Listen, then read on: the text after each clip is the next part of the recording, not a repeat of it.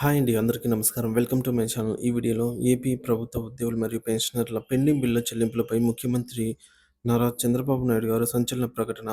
పూర్తి సమాచారాన్ని ఈ వీడియోలో తెలుసుకుందాం. వీడియోని ఎక్కడే కానీ స్కిప్ చేయకుండా ఎండ్ వరకు చూడండి. అప్పుడు ఇన్ఫర్మేషన్ పూర్తిగా అర్థమవుతుంది. వీడియో చూస్తున్న ప్రతి ఒక్కరు వీడియోకైతే లైక్ చేయండి ఫ్రెండ్స్. వీడియోని తోటి ఉద్యోగ పెన్షన్ మిత్రులతో అయితే షేర్ చేయండి. కొత్తగా మన ఛానల్ చూస్తున్నవారు సబ్స్క్రైబ్ చేసుకోకుంటే వెంటనే మన ఛానల్ అయితే సబ్స్క్రైబ్ చేసుకోండి. దీని ద్వారా నేను చేసే లేటెస్ట్ వీడియోస్ అన్నీ మీ వరకు రీచ్ అవుతాయి. ఇక ఆలస్యం చేయకుండా వివరాల్లోకి అయితే వెళ్ళిపోదాము. ఫ్రెండ్స్, ఇక విషయానికి వచ్చినట్లయితే ఆంధ్రప్రదేశ్ రాష్ట్ర ప్రభుత్వ ఉద్యోగులు మరియు పెన్షనర్ల పెండింగ్ బిల్లుల చెల్లింపులపై ముఖ్యమంత్రి నారా చంద్రబాబు నాయుడు సంచలన ప్రకటన చేశారు. ఆయన ప్రకారంగా ఎన్ని ఇబ్బందులున్నా సరే వెనక్కి తగ్గేది లేదు. ఉద్యోగ బకాయిలను త్వరితగతిన అయితే చెల్లింపులు చేస్తామని ఈ మేరకు హామీ ఇచ్చారు.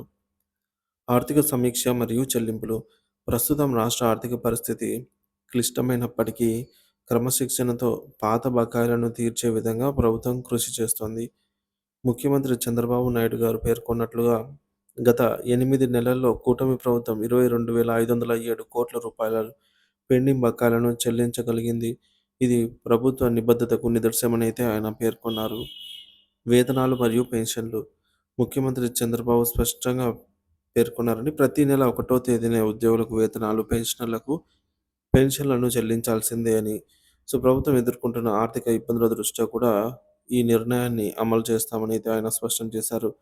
ఇప్పటికే 8,545 కోట్ల రూపాయలను చెల్లించినట్లుగా ఆర్థిక శాఖ తెలిపింది. రాష్ట్ర ఆర్థిక పరిస్థితి. మునుపటి ప్రభుత్వంలో తీసుకున్నటువంటి ఆర్థిక నిర్ణయాల ప్రభావంతో రాష్ట్రం భారీ అప్పుల భారం ఎదుర్కొంటోందన్నమాట భారీగా. అయినప్పటికీ కేంద్ర సహకారంతో అమరావతి, పోలవరం వంటి ప్రాజెక్టులను ముందుకు తీసుకెళ్లేందుకు ప్రభుత్వం కృషి చేస్తోంది. ప్రధానంగా నీటిపారుదల, రహదారుల విభాగానికి చెందినటువంటి బిల్లులను క్లియర్ చేయడానికి చర్యలు చేపడుతున్నామని తెలిపారు. ప్రభుత్వ ప్రాధాన్యతలు. ఉద్యోగుల బకాయిల చెల్లింపు. త్వరలోనే పెండింగ్ బకాయిలను పూర్తిగా చెల్లించేలాగా చర్యలు. వేతనాలు మరియు పెన్షన్ల నిరంతర చెల్లింపులు.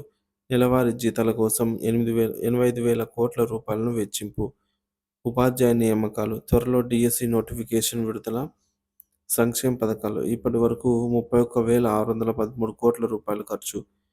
పంచాయతీ బలోపేతం. 2,488 కోట్ల రూపాయలు విడుదల. సెంట్రల్ స్కీమ్స్ అమలు. 95 కేంద్ర ప్రాయోజిత పథకాలలో 74 పథకాలను పునరుద్ధరింపు. ఉద్యోగుల ఆశలు. రాష్ట్రంలో ఆర్థిక స్థిరత్వం రావడానికి కొంత సమయం పట్టవచ్చని సీఎం పేర్కొన్నారు. అయినప్పటికీ ప్రభుత్వ విధానాలు స్పష్టంగా అమలవుతున్నాయని, ఉద్యోగులకు, పెన్షనర్లకు ఎలాంటి ఇబ్బందులు రాకుండా చూసేందుకు కృషి చేస్తున్నామని తెలిపారు.